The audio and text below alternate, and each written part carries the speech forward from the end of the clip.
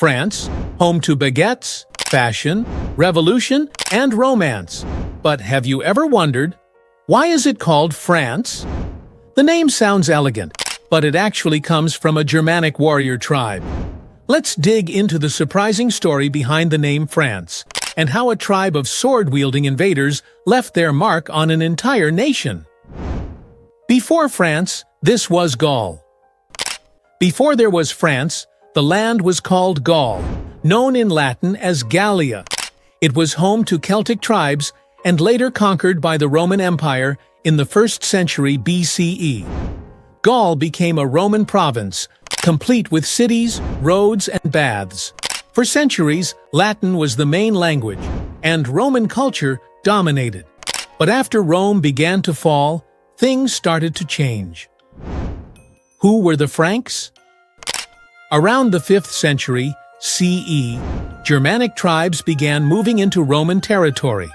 Among them, the Franks, a tough warrior tribe from the Rhine region in modern-day Germany and the Netherlands.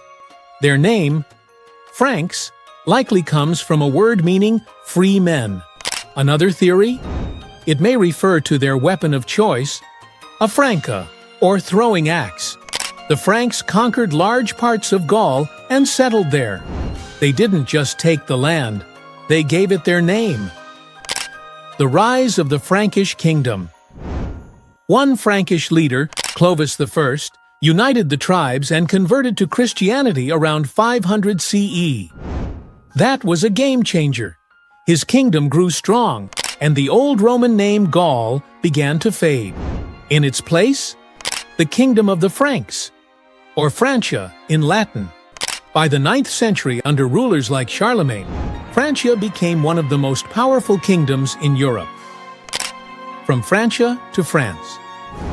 In 843, Charlemagne's empire was divided into 3 parts.